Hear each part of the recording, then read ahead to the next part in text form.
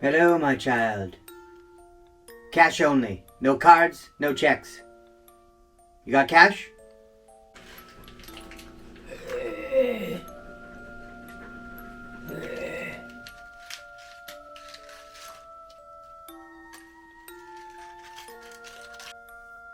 For $20 I can tell you a lot of things.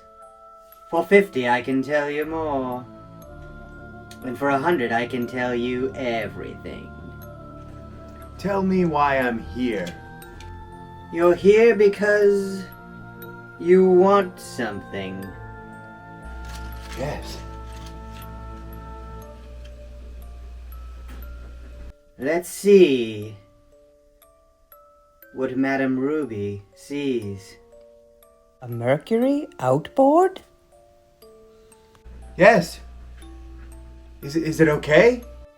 It's okay. It's okay. Where is it? Can you see it? Does it run? It's somewhere else. Somewhere far away. And no, it won't start. It won't run. It needs lots of attention. And hard to find parts. Where can I find these parts? You can find these parts at the Alamo. The Alamo. In the basement.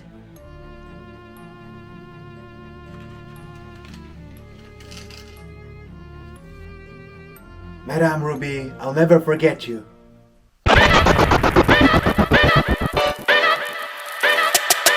Yo!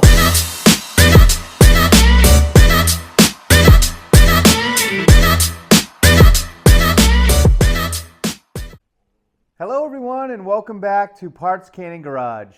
Today we have Black Magic on the stand, but in case you're just joining us for the first time, what's going on here is that I bought 12 outboard motors that were all in non-running state on Craigslist and Facebook Marketplace, and we've been going through them one at a time, seeing what's wrong with them and seeing if we can get these things working. So this is actually motor number 4 on the chart behind me. It's called Black Magic. It's a Mercury 110, but I believe it's 9.8 horsepower. So today we're going to go through our not so patented 8-step process.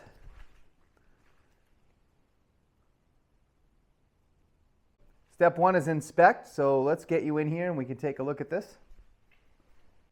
You may remember from the second video in the outboard motor experiment, I said I really like this thing, and I still do. I think it just looks awesome. I love how they did this continuous piece of metal over the top. It's a cool looking outboard. I like this. I don't know if this just protects it or this serves a purpose for carrying it. There's some grating in there. That looks pretty cool. So I do like this one. I don't know what year it is yet. I'm thinking it's late 60s, but it's really hard to tell. I've been trying to do some research. Need to dig in a little bit deeper. So moving around, we have our throttle control, which says shift range, start fast. Throttle seems to move pretty smoothly. It's a little bit of resistance, not too bad. See some linkage in there that I'm turning. Doesn't look like anything's broken yet. Here's the serial number, so I have to take a closer look at that. Well, since we got it cleaned up, it's easy to read that serial number tag. I pulled up a Mercury parts website, and what do you know? We have our 1964. Hopefully this audio is okay. I'm using one of these new fancy Bluetooth wireless microphones. So hopefully the audio quality is a little better. I may have to get rid of this tarp on the floor because maybe making too much noise. We'll see. So that's that.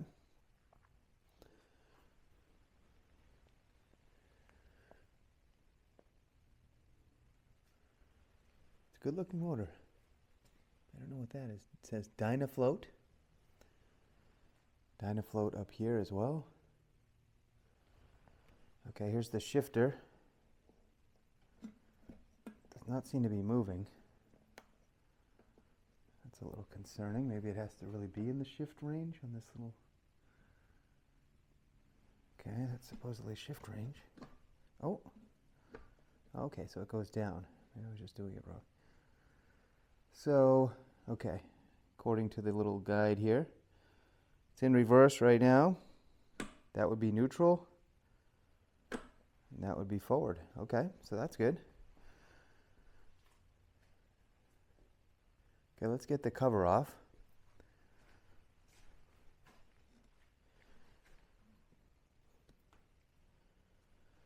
I don't know how to get the cover off. Oh, here's something. What the heck is this? Okay, the cover moved when I loosened that. Wow, fancy. These little bat wing looking things. Okay, it's loose. Ugh. What the heck is this thing stuck on? Okay, whoa. Okay, this thing is heavy. Holy smokes. Oh, okay, the pull starter mechanism's in there and along with a bunch of other stuff. Wow, is this heavy? Got this fancy red flywheel. I wonder if that's on all older Mercuries? That's wild looking. Let's put this in neutral. See if I can turn it over.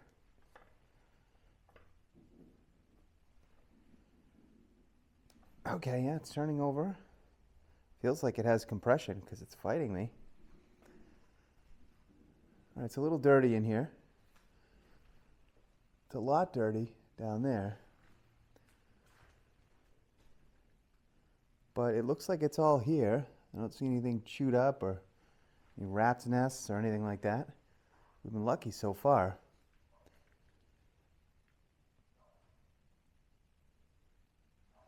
Okay. Let's try the throttle while we have it cracked open now. Okay, it's interesting. It won't let me rev it. Is that because it's not in gear? Now it's in reverse.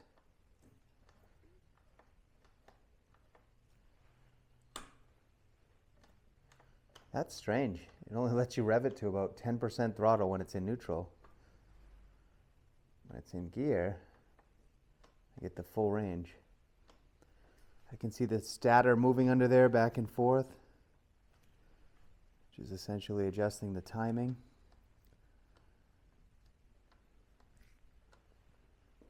This carb looks a little rough.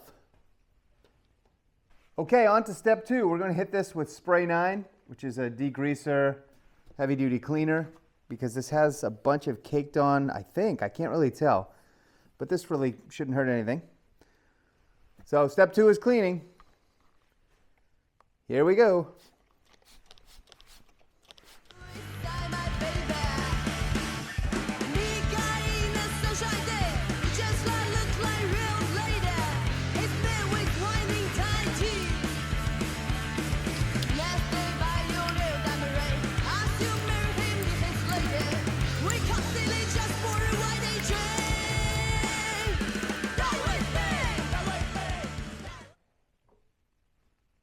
So one of the reasons I like to clean these, other than not wanting to work on a disgusting, greasy covered thing, is because you really get a close look. Same as washing your car. You get a close look at every little nook and cranny and kind of get to know it a little bit better.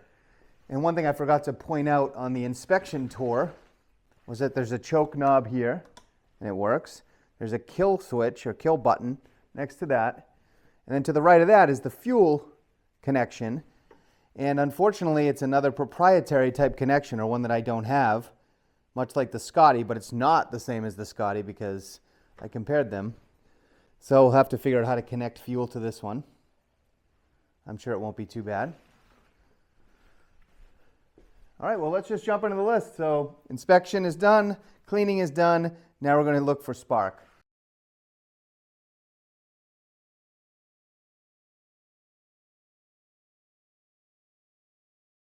So what I normally do is try to get a drill on here. It does look like there's a nut on top. Okay, let's pull the plugs out.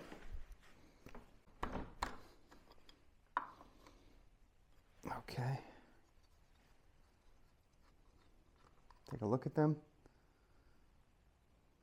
Oily, very, very oily. It smells like, I'm hoping that's the smell of fogging oil. It's definitely oil.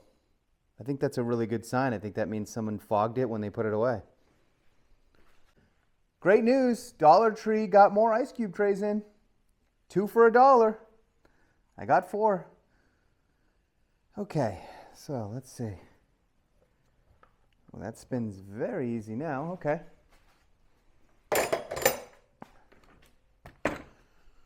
9/16. I don't know. Let's see.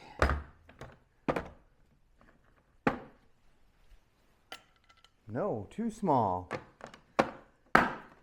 5/8. Perfect.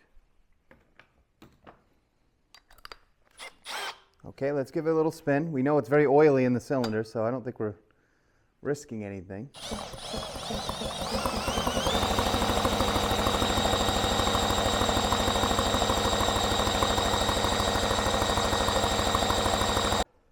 Okay, I have a plug in the top wire. I often mention this, but one thing I learned from starting to work on outboards here is that the top wire usually has some sort of indicator on it. They're all a little bit different, but this one has a little bit of a, it's like a metal sleeve on there. Okay, so let's spin it and see what happens.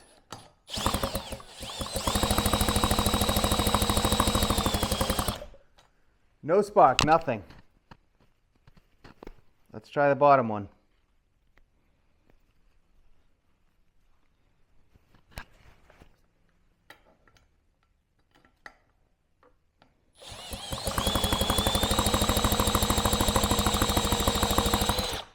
No spark on the bottom either. Moving on to step 4, which is compression. I'll have to get used to not yelling across the garage here, now that I have a microphone right on my shirt. Okay, this is our Azuno digital compression gauge. Zeroed out. Okay, let's see what happens. Top cylinder. Wow. 1/16. Holy smokes. Okay. That's the best cylinder we have so far in the outboard motor experiment. Let's hope the bottom one is plus or minus 10%. And then we can feel good about the compression. Okay.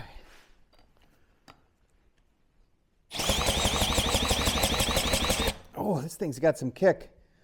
116.6. Wow, they're almost identical. Well, that's exciting. Spark? No. Compression? Yes. YT I just made there. Top? 116. Bottom? 116.5, just for fun. Issues. So, obviously we have no spark, but I don't see really anything else. I'm suspecting the carb might need a rebuild. It looks pretty old. We have this weird fuel line that I don't know how to connect to. So, I'll write some stuff up here. So, let's see. Carb and fuel connect.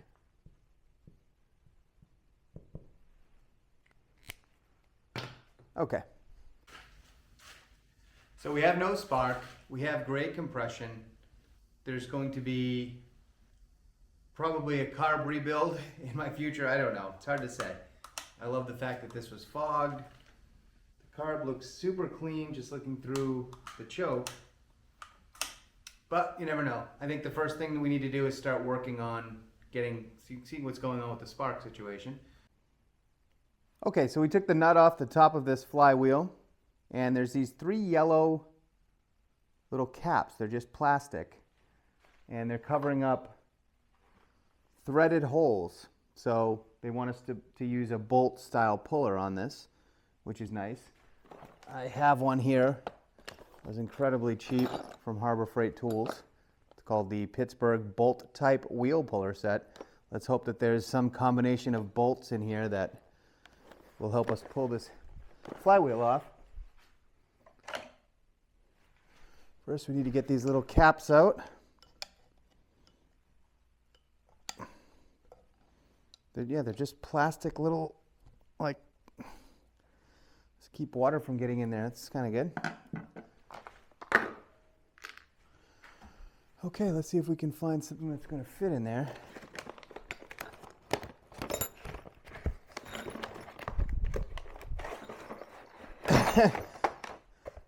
This puller set is actually new. It looks like somebody threw it off a cliff.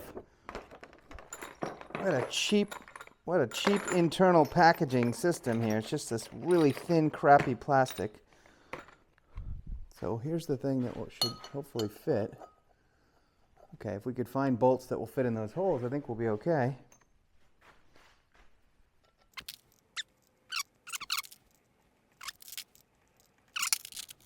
All right, well, I couldn't find anything in my bolt collection or any of my puller sets, so I'm going to do something that you probably should never do. So don't do this. But I'm going to use this hydraulic puller. And what I'm planning to do, wow, is this heavy? Everything's heavy in this. What I'm planning to do is just put a little bit of pressure on here. So the way these flywheels work on outboards, well, so far the ones we've had, is that they're just cranked down. You know, you torque down that center bolt or nut, depending on what outboard it is. And to get it off, you pull it off. And so what I'm going to do is, I'm just going to make sure this isn't going to hit anything underneath and rip something I don't want off. Looks like it's clearing on both sides, so that's good. So 2 things are stupid about this. One, this thing is very powerful and could easily cause damage. And 2, I'm using only 2 pullers because there's a shield back here. You can maybe see it, but there's a shield that goes around the front of this. And you can't get anything under there, so I'm using 2. So the idea, I'm not going to try to crank this off like a complete lunatic. I'm going to just try to get some pressure on it.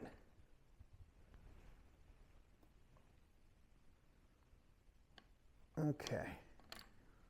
I've never used this tool before also. Okay, well, when I tried to get pressure on it, the flywheel flew right off. So that was good. And I didn't break anything that I can see.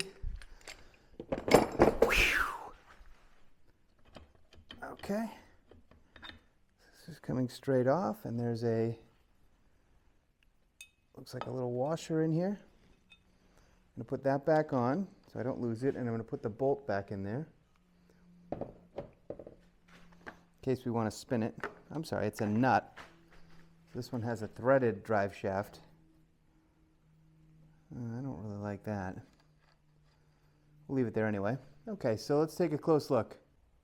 Okay, getting you a close look underneath the flywheel.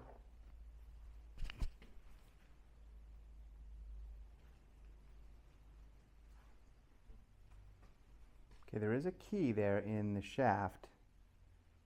In fact, if that falls out, I don't know where it would go. Let's try to grab that.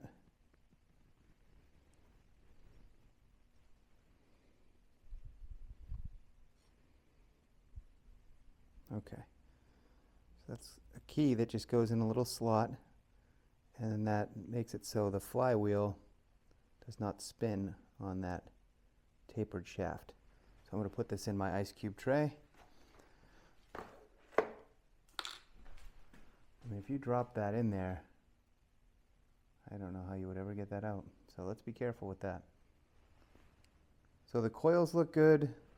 I mean, I don't know what a bad condenser really looks like, to be honest, but nothing looks crazy or exploded. And there should be some points around here somewhere. I don't actually know how this one, oh, the points are in there. Okay, it's the same, but there's this little bracket, the silvery bracket that's covering them. So I guess we have to take this bracket off.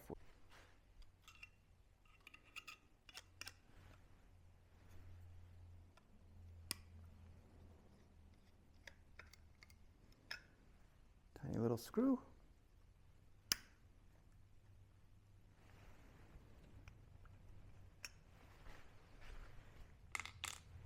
Ice cube tray. Now let's see here.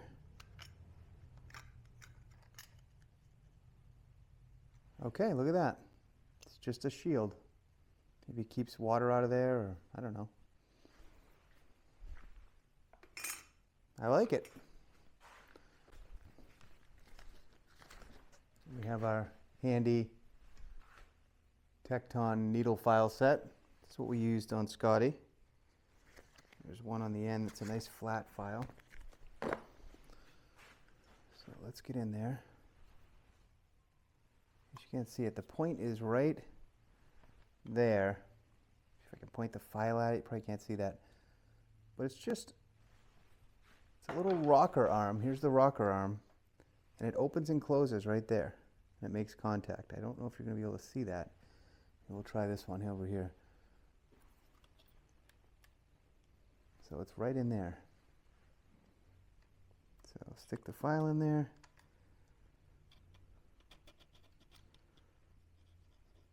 Let's go to town.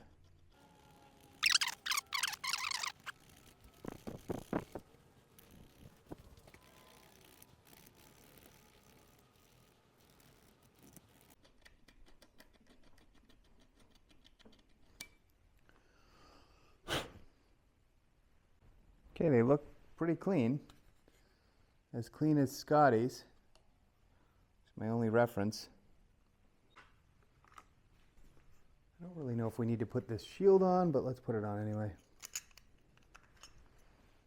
I don't think we need it to test it, but if it's fixed, I guess we won't go back under here because we can still oil it right there.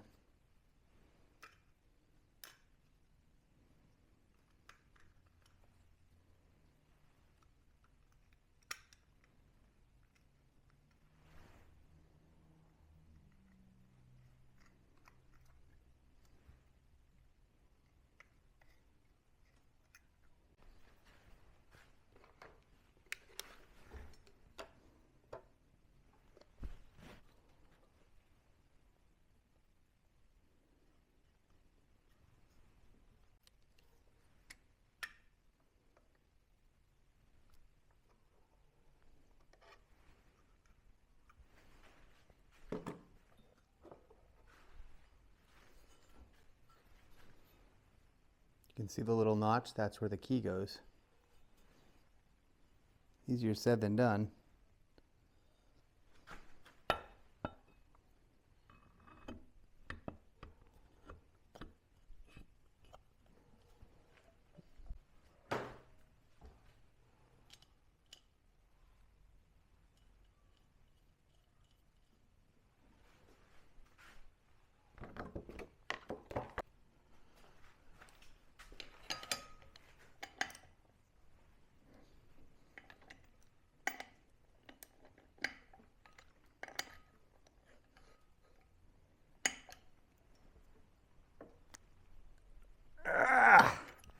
That's good enough for now.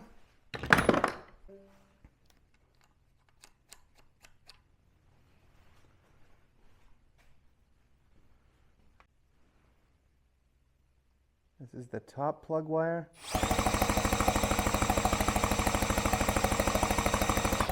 We have spark.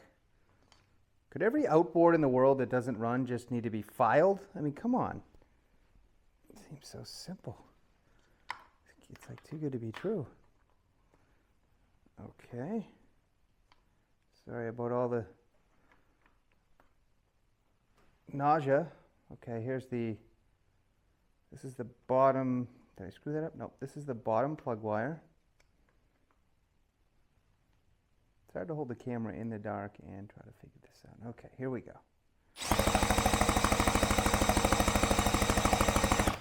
We have spark in both cylinders. You gotta be kidding me. I'm happy, but what the heck? Okay, well, we have spark in both cylinders.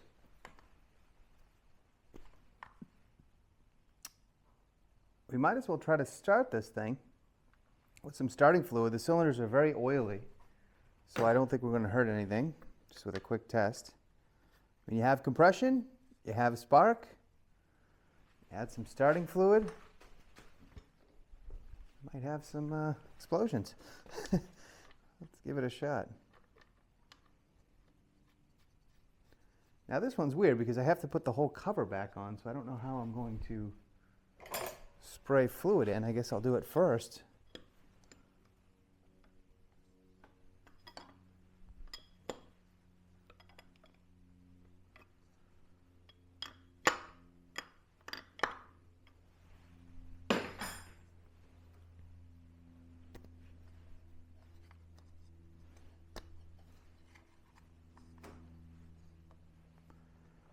Okay. Unless there's an opening on the front of that cover. Maybe there is. It's another piece. I don't think it opens. That would be really cool, though.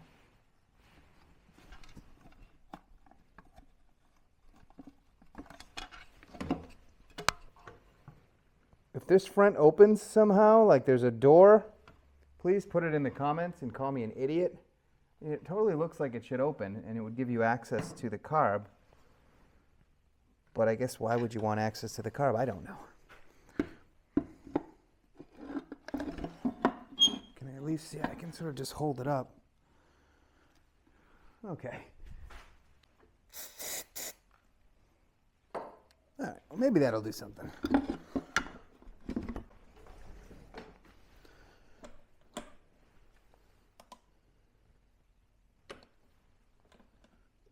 All right, let's see. I think it just fired off.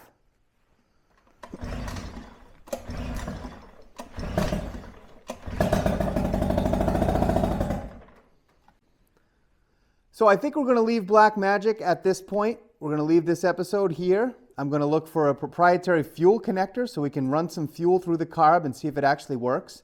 The carb looks immaculate inside. As much as I can see, it looks brand new. I don't know what's going on with that, but that's a pretty good sign. We have great spark. We have great compression. So I'll try to get a fuel connector, and we'll see Blackmagic back on the stand as soon as I can do that.